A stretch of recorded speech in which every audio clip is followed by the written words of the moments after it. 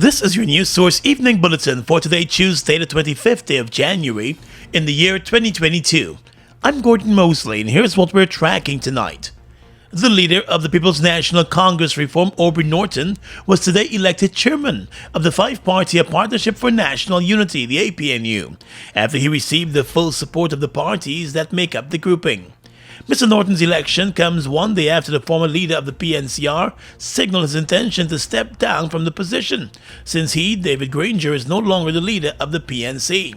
Mr. Granger met today with Mr. Norton, representing the PNCR, along with the other parties, where he formally demitted office as chairman of the APNU. The APNU was formed in 2011 to contest the general elections that year, a grouping that later joined forces with the AFC to unseat the PP Civic government in 2015.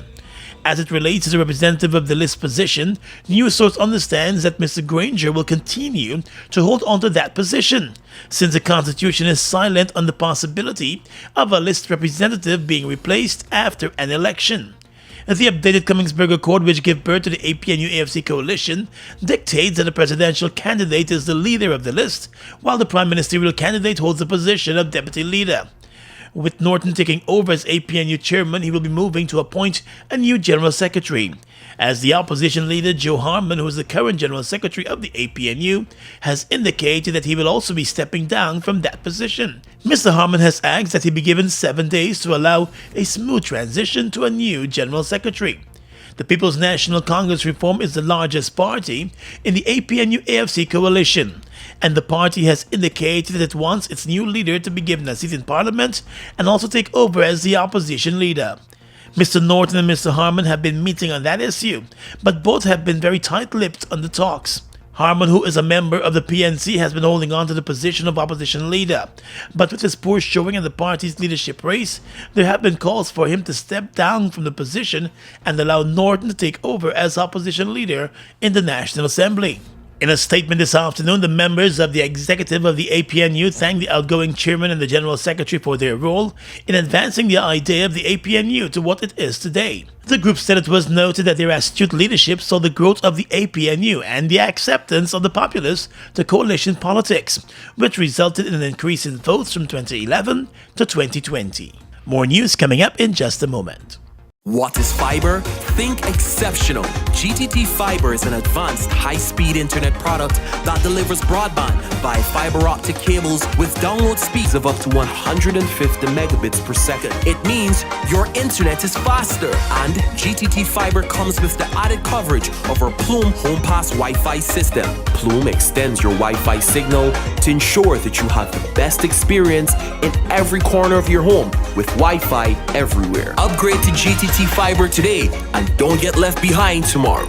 Guyana's 2022 International Energy Conference and Expo, under the theme Charting a Sustainable Energy Future, will be hosted at the Guyana Marriott from the 15th to the 18th of February 2022. Meet and engage with energy leaders from around the world. The conference will feature addresses from His Excellency President Irfan Ali, His Excellency Vice President Bharat Jagdeo, Honorable Prime Minister Mark Phillips, His Excellency Chandrika Prasad Santoki, Honorable Prime Minister Mia Motley, His Excellency Nana Akufo-Addo, and many other highly esteemed speakers.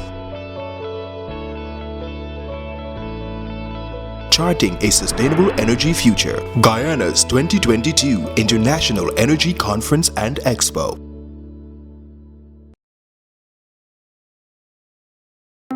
It's one of your biggest goals, getting your own home, where memories are made, where happiness lives. You may feel that home ownership or renovation is beyond your reach, but we at Republic want you to know that there's always a way. Ask us about our suite of mortgages. Let's help make your housing wishes come true, or advise on how the equity in your existing home can finance other dreams and goals. Call or go online to learn more. Exciting news! All 12 ounce yellow cab Buster are now only $100. Buster, live in Come full get color. your Buster, Buster $100. Come get your Buster, Buster $100.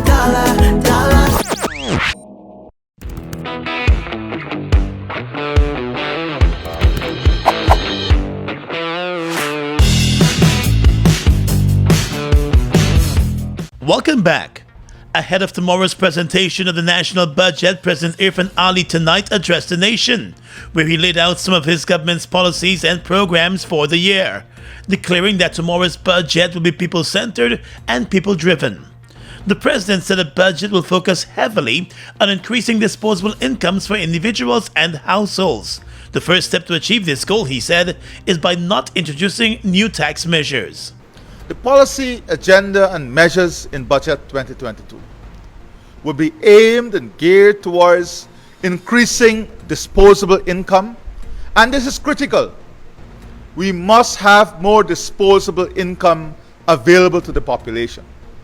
So in Budget 2022, I've asked the Minister of Finance to include specific measures that will be geared at enhancing and improving your disposable income. Vulnerable groups including women, elderly and children stand to benefit heavily from the budget, President Irfan Ali said. To address the matter of cost of living, Mr. Ali said he has asked the finance minister to set aside a hefty sum of money, which will target individual communities and their needs in order to reduce the cost of living, though he admitted that the cost of living may not be addressed in totality in the budget since it's more of an imported problem. Budget 2022 is geared towards economic growth and expansion without bringing new tax burdens or hardship on the people of Guyana. Budget 22 will be aimed at expanding and creating job opportunities, ensuring that we lay the foundation for a better healthcare system and educational services. Importantly, greater and more enhanced public-private partnerships. The president said that there are also heavy investment in technology, education infrastructure, as well as the joint services in the budget. He explained that there will be a rigorous housing drive, which will see more Guyanese owning their own lands and homes at a lower cost. The president did not mention anything about salary increases for public servants in the budget, but has assured that he has asked the finance minister to look at the taxes which are paid by workers with a view of easing the burden from the workers. He has also assured that the budget will create an environment that will also benefit the private sector and private sector businesses. President Ali said his government, since coming to office, has restored the economy, addressed job loss, and has also been addressing the confidence level in investment. He said he believes Guyana is now in a stable place. In the wee hours of this morning, the government used its majority in the National Assembly to vote down a motion tabled by Opposition Member of Parliament David Patterson, which was seeking the suspension of a planned gas ashore project. Patterson was pushing for more consultation and studies on the project to be conducted. In presenting the motion, Member of Parliament David Patterson made it clear that the motion was not seeking to have the gas ashore project terminated, since the original concept for the project for the purpose of power generation was proposed by the coalition government in 2016. Patterson explained that he wanted the motion suspended and referred to the Standing Committee of Natural Resources for that committee to conduct additional studies on the cost, location, environmental challenges, as well as alternative energy sources, and on completion present a full report to the Parliament for approval. He argued that the project in its current form is bad for Guyana. The PPP will be plunging the nation headfirst into what will be the largest infrastructure project in the country's history, disregarding the nation's appeal to examine all the implications of this project in detail. Mr. Patterson also said although the PP civic government used the studies conducted under the former government to justify why the project should continue, the administration has also ignored several recommendations of the studies that were conducted. All the studies, sir, recommended landing a pipeline on the location somewhere between Mahaika and Rossignol corridor. There has been no evidence presented to the Guyanese of an independent study that recommends the whale's location. Absolutely no study, sir. In response, Natural Resources Minister Vikram Bharat said that he believes the aim of the opposition motion was to slow down the gas-to-energy project and all projects executed under the PP civic government. Bharat argued that the power generation problem in this country is a hindrance to development, and the Gas Assure project will address that problem. But more importantly, he said the project will bring an end to blackouts. So, Mr. Speaker, our biggest challenge to our development is the cost of power generation and the reliability of power generation to our people and to our business community. And this project, Mr. Speaker, the gas to energy project, is designed to solve that problem once and for all. The Natural Resources Minister also said once the project is on stream, the cost for electricity in Guyana will be reduced by more than 50%. The gas-to-energy project was proposed by the coalition in 2016. At that time, the blackout situation in the country was unbearable, given that the power company, GPL, was not generating enough power, coupled with its financial woes to buy power. GPL appears to still be in the same situation. Let's tell you now that the National Agricultural Research and Extension Institute, NARI, will be monitoring the removal and subsequent restoration of approximately 240 square meters of mangroves and cordgrass at Ogle on the east coast of Demerara, where the External Exploration and Production Guyana Limited Company is undertaking its fiber optic cable project. ExxonMobil's head office, a greenfield 50-acre site comprising 2 buildings and associated infrastructure slated for completion by 2023, is also being constructed at Ogle. The company plans to implement the high-speed fiber optic and wireless transport service for its Guyana onshore and offshore facilities, which require the installation of a submarine fiber optic cable connecting the offshore facilities to onshore network services. The project will require the removal of mangroves along some of the riprap boulders that currently form part of the sea defense structure at Ogle. The total area that will be disturbed is approximately 240 square kilometers, with 100% removal of both mangroves and cordgrass. NARI said given the necessity to remove a portion of the mangrove stand at Ogle, the ExxonMobil company plans to restore the mangroves and sea defense infrastructure after the installation is completed. And in that regard, a mangrove and cordgrass restoration plan was presented and submitted to NARI. The company started the removal of the mangroves yesterday and will complete the exercise by tomorrow. The restoration will begin subsequently. 10 more persons in Guyana have lost their lives to COVID-19, taking the death toll in the past 3 weeks to 93. It is the highest second number of deaths to be recorded within a single month since the virus was first recorded in this country back in 2020. 3 of the latest deaths were recorded in Region 4, while 2 deaths were recorded in Region 6 and another 2 in Region 5. The other 3 deaths were recorded in Regions 2, 3, and 7. The country's death toll now stands at 1,148. The Ministry of Health has also recorded a total of 742 new cases of the virus in the past 24 hours. There are now more than 12,500 active cases in the country. Every region is reporting new cases. Since the start of January, more than 18,000 new cases of COVID-19 have been recorded in Guyana. The Ministry of Health has been beefing up its facilities to deal with the increase in hospitalizations, but there has been no dramatic increase in people needing hospital care, according to the Minister of Health, Dr. Frank Anthony, who continues to insist on persons to follow the COVID-19 regulations. Among the people coming into our hospitals are the unvaccinated and people with comorbidities. This can all be prevented if people come out and get their vaccinations, first, second, or booster shots. And against Omicron, it's better for you to get all 3. The first one, the second one, and then get the booster, because without which you're not going to be protected. So I really want to urge people to do that. As you would see in the last couple of days, we would have seen an increase in hospitalization. It's going up gradually. But apart from the hospitalization, we are seeing that people are ending up with a severe form of COVID, and some of them have died from COVID. The Ministry of Health recently announced a decision to cut back on PCR testing at government facilities. Persons seeking PCR tests will now have to visit private health institutions and pay for those tests. A police rank attached to the Criminal Investigations Department of the Force was today charged for allegedly demanding a bribe of $200,000 in order to dismiss a matter that was being investigated by the CID. The accused, Mario Parshram, appeared before Magistrate Rondell Weaver in the Georgia Magistrates Court, and he denied the charge that was laid against him. According to the prosecution, it is alleged that between the 9th of June and the 6th of July, the police officer willfully attempted to pervert the course of justice by demanding a sum of $200,000 from Patrice Petrie as a bribe for a criminal matter that was being investigated for it to be dismissed. The police officer Parshram was represented by attorney-at-law Pinar de Silva, who applied for bail which was granted in the sum of $100,000.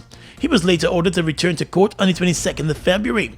Reports suggest that the victim was being investigated for a cybercrime when he was told that the matter could be settled at a cost.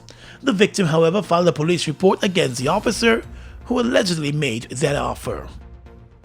Guyana's 2022 International Energy Conference and Expo under the theme Charting a Sustainable Energy Future will be hosted at the Guyana Marriott from the 15th to the 18th of February 2022. Meet and engage with energy leaders from around the world. The conference will feature addresses from His Excellency President Irfan Ali, His Excellency Vice President Bharat Jagdeo, Honorable Prime Minister Mark Phillips, His Excellency Chandrika Prasad Santoki, Honorable Prime Minister Mia Motley, His Excellency Nana Akufo-Addo, and many other highly esteemed speakers. Charting a Sustainable Energy Future, Guyana's 2022 International Energy Conference and Expo.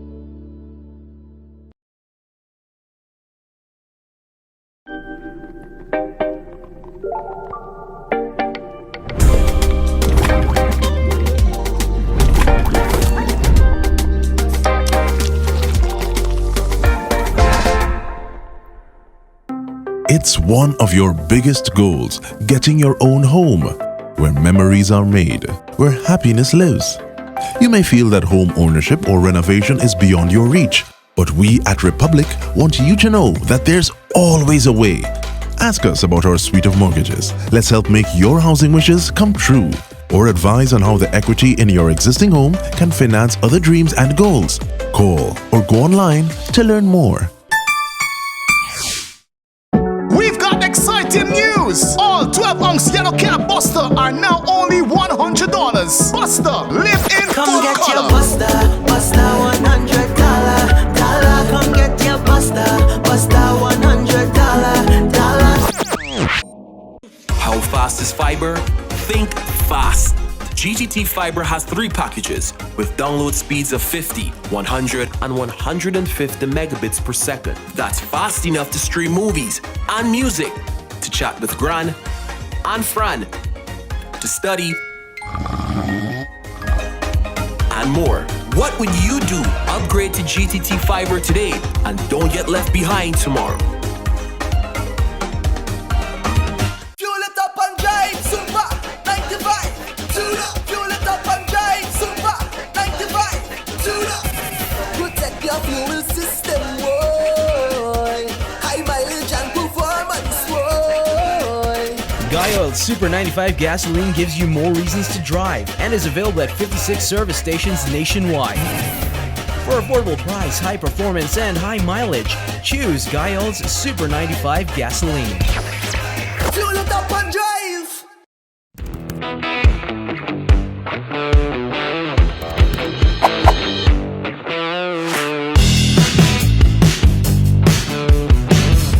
Across the region tonight, with more than 100 murders committed within 23 years since the start of the year, the president of the People's National Party in Jamaica has called for the Commissioner of Police, Major General Anthony Anderson, to resign if he does not get crime under control within the next 60 days.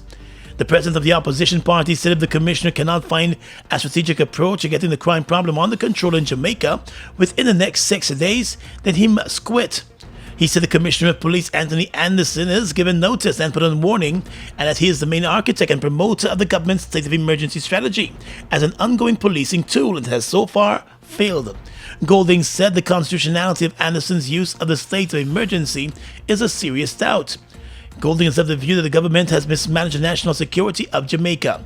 He said Jamaica has witnessed a 10% increase in murders in 2021 and a 19% increase in murders over the first 3 weeks or so of this year, with 112 people being killed in just 23 days in Jamaica. In Colombia, the security forces there killed a leading member of the so-called FARC dissidents in the southwest of the Andean country during an operation.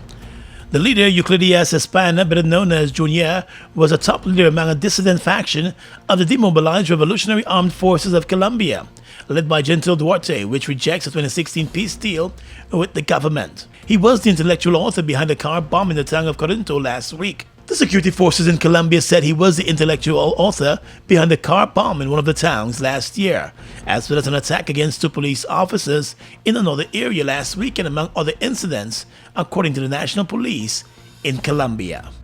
And finally tonight, international news. A French tourist has been jailed for 8 years for spying by a court in Iran, his lawyer in Paris has said. The 36-year-old man, Benjamin Brere, was arrested in May 2020 after flying a drone near the Iran-Turkmenistan border. France's foreign ministry called his conviction unacceptable and said it had no basis in fact. A lawyer for the man said his client had grown more and more weak from a hunger strike which he began in December. He did not have a fair trial in front of impartial judges, the lawyer was quoted as telling the Associated French news agency. Mr. Brere was tried behind closed doors in the Revolutionary Court in the eastern city of Mashhad. Mr. Valente, his lawyer, said the client had not been fully informed of the charges against him. He said he had been jailed for an additional 8 months for propaganda against the Iranian Islamic system. And that's your News Source Evening Bulletin for tonight. I'm Gordon Mosley, reporting and encouraging you to stay safe.